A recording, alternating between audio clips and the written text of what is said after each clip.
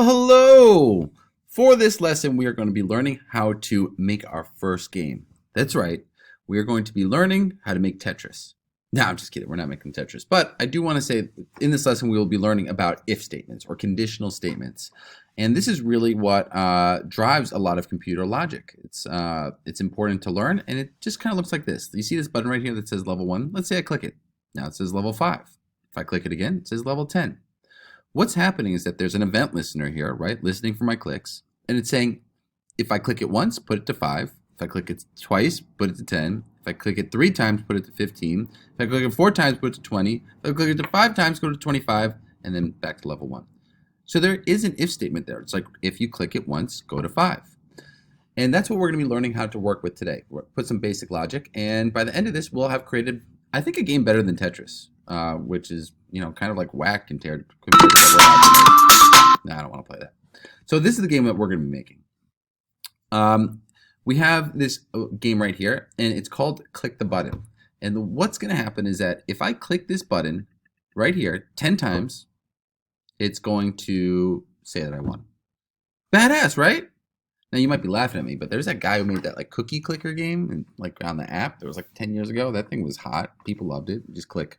So it's like, it's like $1 million game right here. So let's get into it. So where are we going to start? Let's just start by looking at the HTML. The first thing you should see is that there's really only 4 things here. There is a H1 that says click the button below. There's an H3 that has our initial score because our score starts at 0. We have an image, that's the picture right there, and then we have this clicker. Now the first thing that we want to program is we want to make it so when we click this button, it just counts how many times we clicked it. We want to keep track of that. All right? So first we have to think like, okay, if I want to make this button right here clickable, what do I need to do? Well, step 1 would be to start by making a variable. And we can call the variable whatever you want. You can call it, I'll call it clicker button. And that really is, remember, you could call this your mom. That's just the name of the variable. But this is important. This has to be perfect. Then we're going to say document.query, capital S selector. And then in here, we're going to put the ID of the button, right? Since we want to make our button clickable, we need to get the ID of the button. That's what we're working with for this. So the ID is clicker. So let's bring that over here. Clicker. And that's really important. Like whenever you want to make something work or clickable, you should say, what is the thing that I want to make clickable, right? What do I want to change? And that's what you put in this ID. So the next part is to add the next part is to console log it. Console log everything. Make sure you're doing this right. So clicker button. And we go here and we're going to open our inspect and it should say hi, and then it should have like that HTML for that clicker button, right? That's the button right there. So we got those 2 things. Things are looking good. If this says null, and look out for that, you spelled something wrong. Okay. Not to be all accusatory, but you did. So the next thing is to put clicker button, and we're going to add an event listener to this. Now there are many different kinds of event listeners as we learned last time, but what we're listening for is a click here, right? There's click, there's mouse over, there's mouse up, but we're listening for a click. And then what we're going to do is we're going to run an anonymous function that looks like this. All right. So what do we want to happen?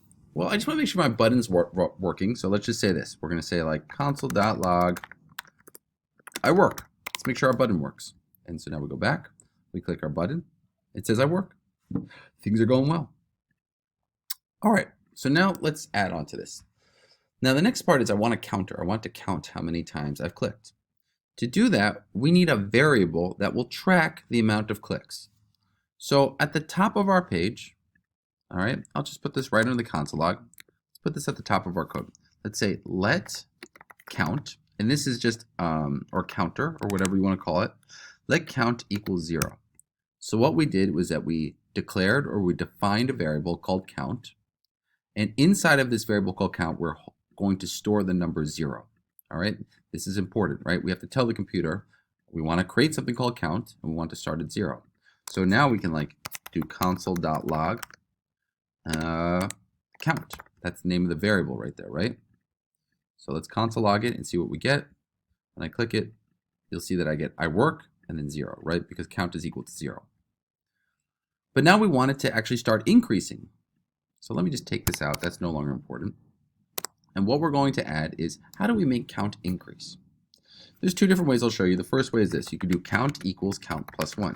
So that means I want you to take the count variable and I want you to add 1 to it. So if it was 0, let's do 0 plus 1, which is 1.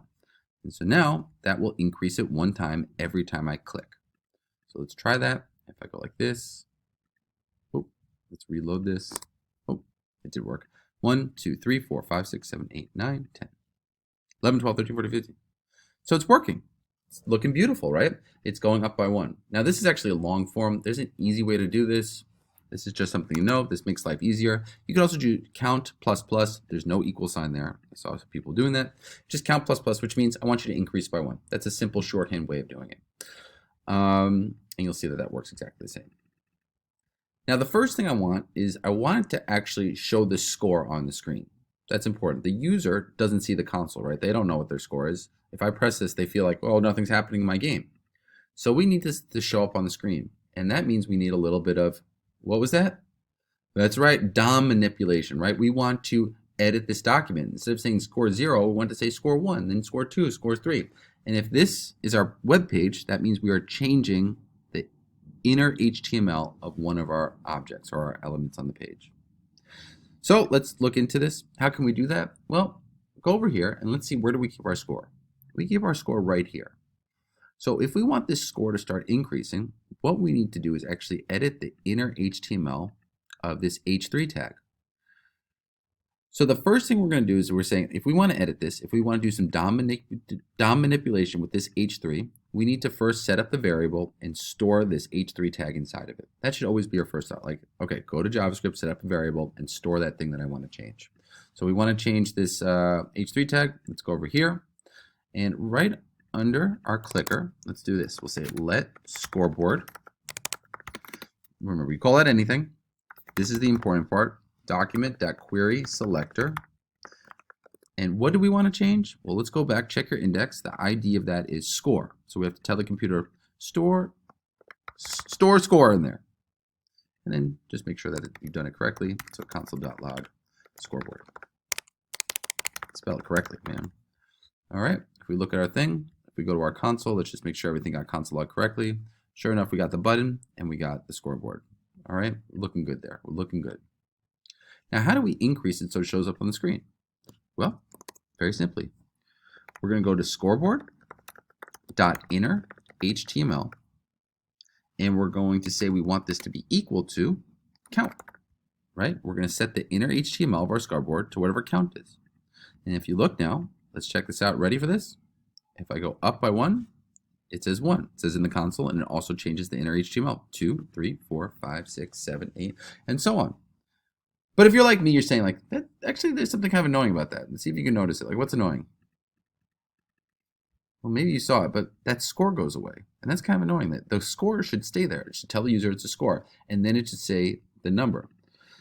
And so what we have to do is actually use this thing called interpolation. So this is important. So we're not going to just do count. What we're going to do is we're going to actually do a little more. We're going to do this thing called interpolating.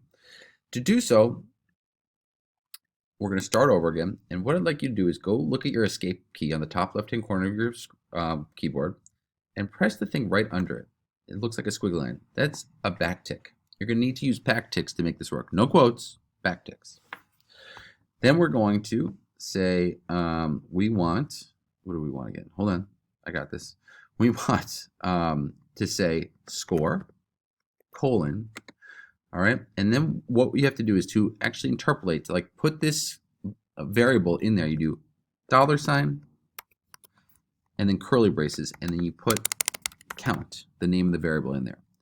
And you'll see this. So now we go back here. Watch what happens. See what's happening there? Oh yeah, that is good. That's looking great. So the score is going up appropriately, right? Because it's saying the score and then it's adding to it, or it's interpolating whatever the count is. All right, this is looking great. Now we've got our counter going, so our game's looking pretty good. The last part is to make it so like when I get to 10, it tells me that I won, because I want the user to know like you won, right? You have to win a game. Like the game is click it 10 times, you win. So let's check this out. To make this, we're going to have to use this thing called a conditional statement. And a conditional statement means an if statement. So like if I get to 10 clicks, then I want to do something. The way you make a conditional statement or an if statement is this. You're going to need three things. You need the word if, you need parentheses, and you need curly braces. All right, and you'll see there's this error here, and it's because we didn't put anything in our if statement. So the way it works is that you write the word if, inside these curly braces you say, what do we want to evaluate to be true? So like what condition are we looking for? And then inside the curly braces is what do you want to happen? So in this case, what do we want to be checking for? We want to check for when count is double equal to 10. So when count gets to 10, and we use the double equal sign to check if two things are the same. So when the variable count is double equal sign 10, when they are the same, we want something to happen. And a quick way to show that you had something happen, we just can use this thing called an alert, and we can just say like, you won. If we go back here and we click it, 3, 4, 5, 6, 7, 8, 9, 10. Look, it says I won. That's an alert. Pretty cool, right? But once again, I think alerts are kind of like janky. They usually see those on like spam sites. That doesn't look really good. Really what I would like to do is have this image change. I want to do a little more DOM manipulation. I want to change this image to something of winning. So let's Google an image. We're going to say winning. Okay. And, oh, that's what I'm going to use for this one. So let's go back here. And how do we get winning to show up? So once again, go to your index and like, what do we want to change on this page? Well, I want to change this image. You'll notice it's not in a div. So I can't do it using a div, but there's an easier way to change images. What I can do is actually take this image and change the source of it. All right. And so right now the source is this. Well, what if we want to just change the source? We just change it to something else. We'll DOM manipulate it. Well, first we need the ID. So just think to yourself, I need to make a variable. I want to store like that HTML snippet with this ID in it. So the ID is pick. So we'll go here and we'll say let winning pick equal document dot, not document, document dot query selector. Oh my gosh. Let's say hashtag pick, which was the ID. Remember, you always have to look at your ID. Make sure your IDs match up. And I'm just going to trust that it wins, but you should console log winning pick. Make sure that you get that little HTML segment there. Okay, let's check. Yeah, sure enough, we got it here. Now to change the source of it, right underneath this alert, let's just say this. We will say winning pick dot src, and what we're going to change is to something new. So we're going to take that winning pick image and we're going to change the source of it. Remember, this only works if this is an image. You couldn't do this on a div. It has to be we're changing the source of an image, and then we go over here. Let's copy the image address as we know how to do. Let's put it in here. Boom. And let's see what happens when we try it. So ready? 1, 2, 3, 4, 5, 6, 7, 8, 9, 10. Says you won. Okay. Boom. Zachy G. He's winning. All right, guys. That is it for this lesson. The big thing here is don't forget about your if statements. You'll be needing that for your exercise on this lesson. Peace. Stay true to yourselves. Bye.